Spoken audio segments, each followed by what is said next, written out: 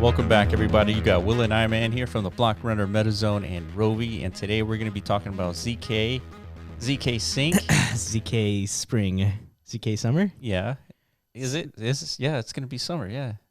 Yeah, dude. Basically, all ZK all day, dude. Yeah. So we've been talking about a lot of things. This is another sector that's we think is gonna take off, right? Yeah, we've been deep into AI. We're trying to find all the different AI verticals.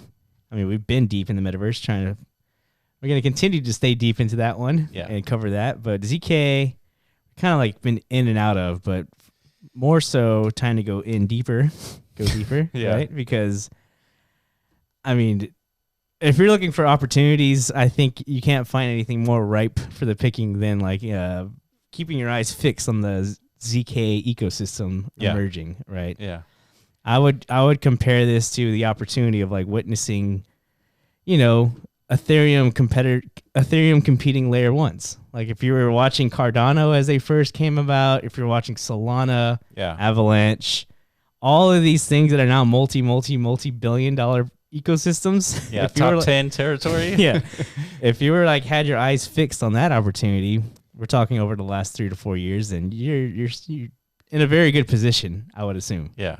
So luckily, there's a whole new chance to get on the ground floor of something of that magnitude, Yeah, and if you don't know what ZK, zero knowledge proofs, all that, we did a video kind of explaining zero knowledge proofs a while back. It's a little old now, but it hasn't really changed, right? We're probably gonna have to do like a dedicated video on that. Yeah, We could, and I mean, just a quick summary on ZK is basically taking a bunch of transactions, having them processed off-chain, and then you take those processed off-chain transactions, you roll them up. That's why it's called ZK rollups. You roll them up into a single piece of information, and then you take that information and then you move that onto Ethereum mainnet. And then by processing that transaction on mainnet, thereby gives the stamp of approval on the series of transactions on the second layer. But there's no actual like moving of that information to Ethereum, right? All you're doing is basically asking Ethereum to validate that these transactions even exist, right? Yeah, the way you would do that is that you hash everything, which is basically taking the information that happened in like a series of blocks, hashing it, creates a string of letters and numbers into a string format, move that string onto Ethereum, and then all of a sudden, if Ethereum processes that transaction, everything that happened in that series of blocks is all confirmed. Okay. So why is this important? Why is this being developed? Because it's a scaling solution. Okay, so if you guys have been not living under a rock and been paying attention to Ethereum, if you're around during like the NFT peak of like 2021 cycle or so, then you probably noticed how expensive things are when you're trying to transact, Yeah, we saw as high as like $700 per transaction on Ethereum. It was fucking nuts at one point. Because of NFTs. And DeFi. Yeah. Yeah, it was just getting insane. And even with this whole, ETH 2.0 stuff now that's a proof of stake, it doesn't really change or influence much as far as like how does Ethereum become like a consumer grade like transactional processing layer, right? Like, can you actually build any viable application with that kind of user experience? The answer is no. No, you definitely cannot. So that's a problem, and it's been a problem for many years now, and that's why there's so many layer one competitors that basically have almost feeless transactions because they're hyper centralized and such. Yeah. Right.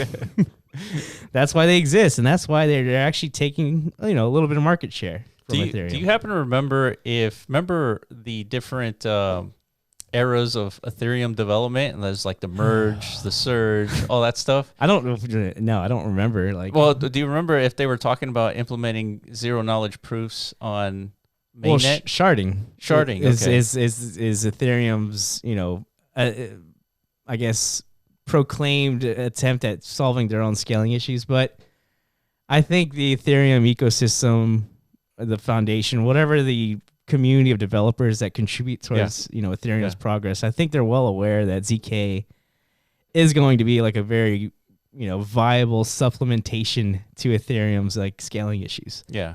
Right. And therefore there's like a lot of support for this stuff. Well, it's a solution in the short term a quick way to solve a scaling issue for Ethereum. Who knows, dude? This might be like the way. Could be the way. Yeah. Yeah. I mean, because even if like this, I would imagine like this becomes a tremendous success. Layer 2s have multiple millions, if not billions, of transactions. On a daily basis. And maybe this is the only way. I mean, now that I think about it, you can't really do ZK rollups on mainnet because you're rolling it up into one single transaction for a higher parent chain. And what's the parent chain of Ethereum, right? There is none. Yeah. So yeah, that would make sense. So okay, now we have the announcement from one of the co-founders of Polygon that they have a ZK EVM mainnet will be launching in March 27th. Yeah. This was a few days ago, this announcement, but we want to talk about ZKSync, which is already on mainnet right now.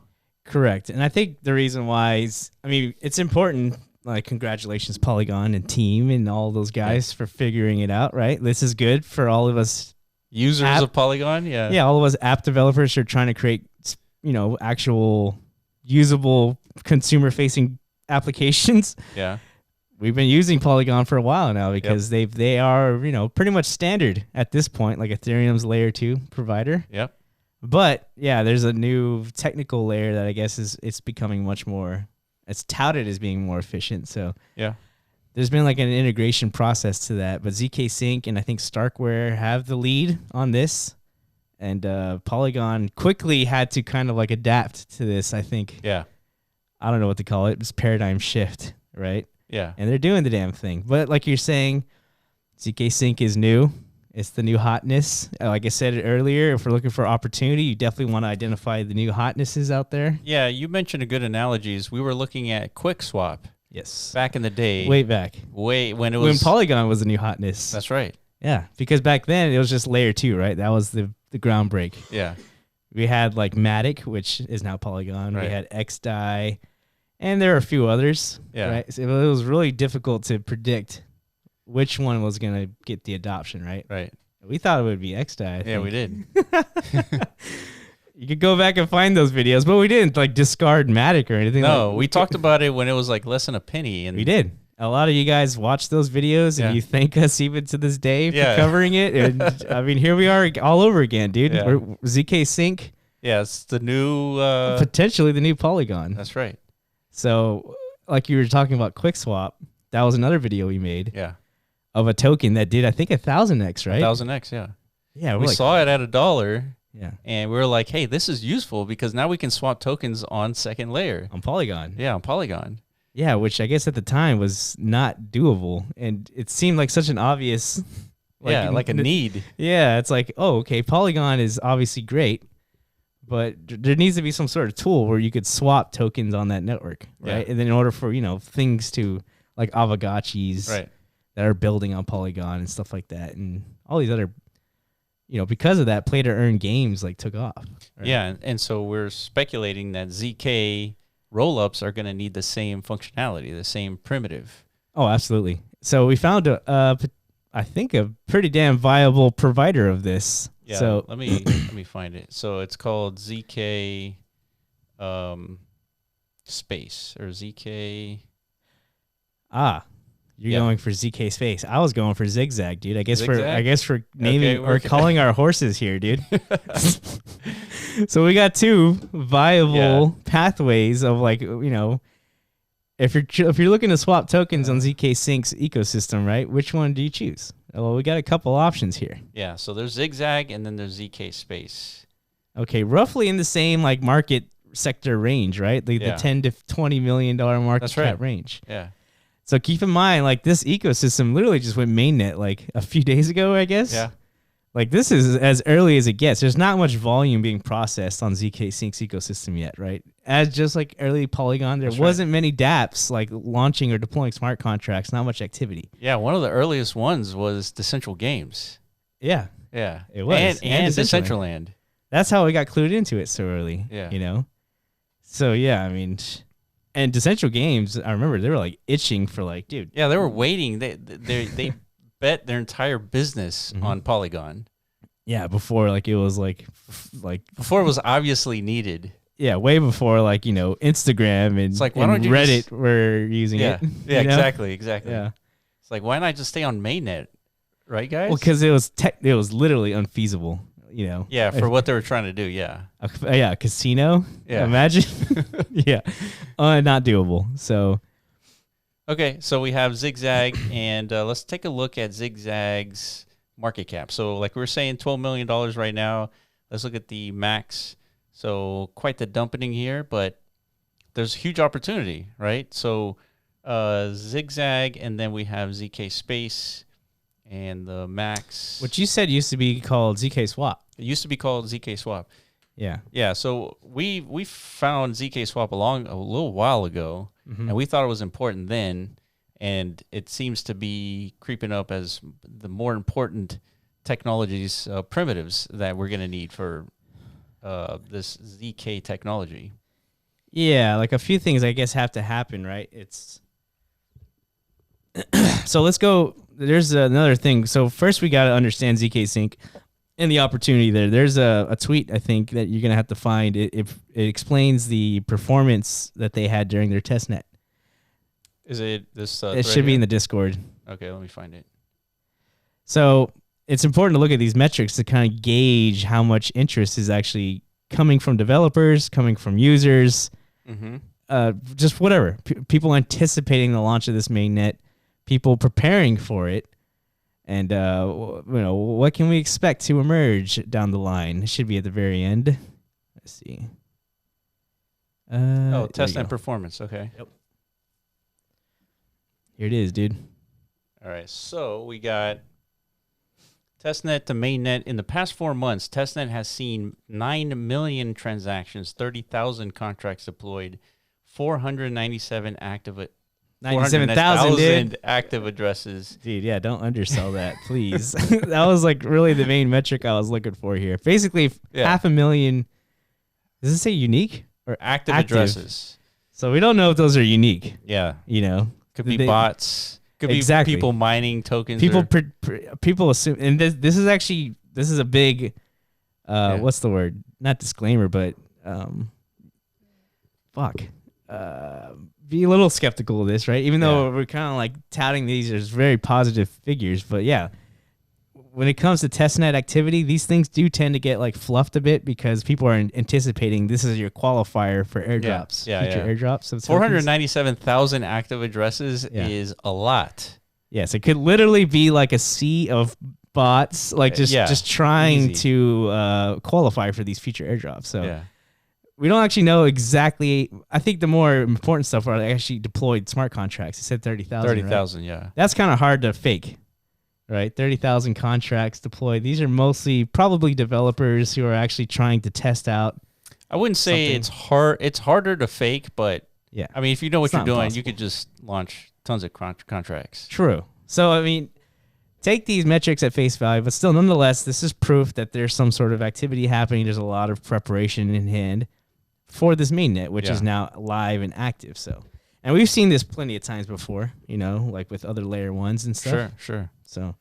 So yeah, this is exciting. I think this is. I think we need to go do a deeper dive on like the different technologies that are spawning with ZK technology. Yeah. But ZKSync, ZKSpace, and there's I think probably a handful of others with the same type of technology implementation. Yeah.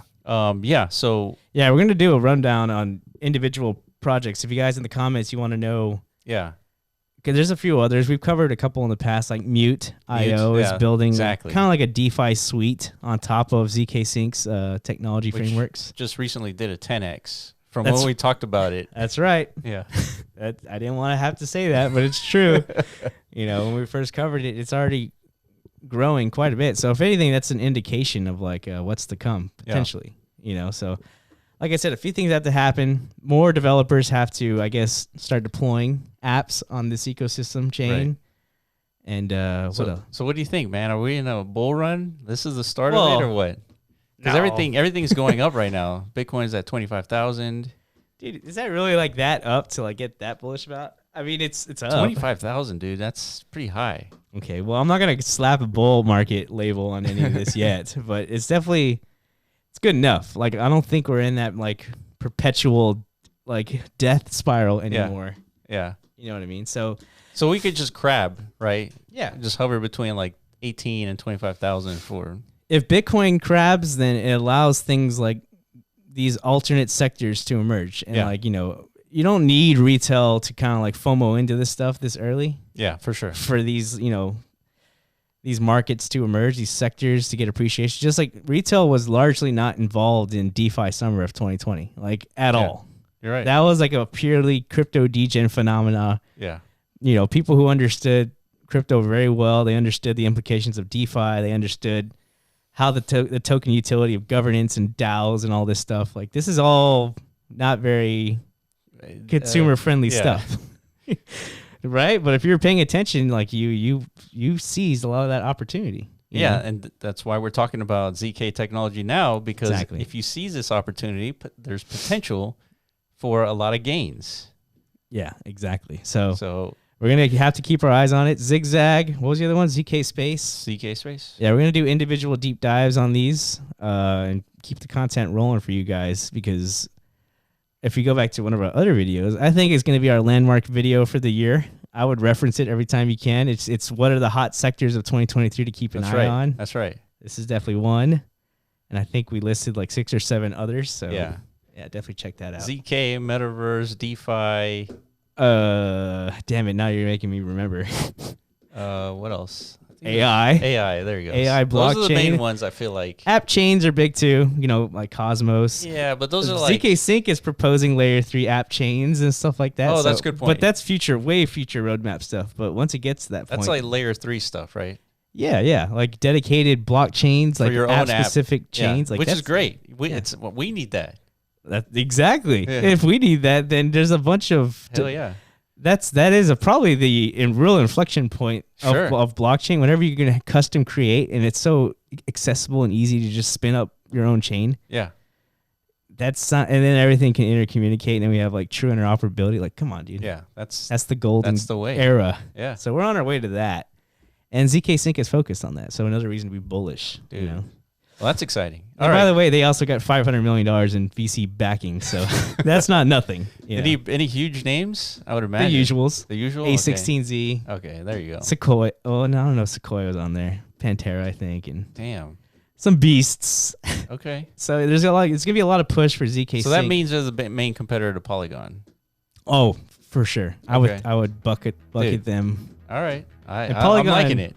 All right, we're liking it, guys.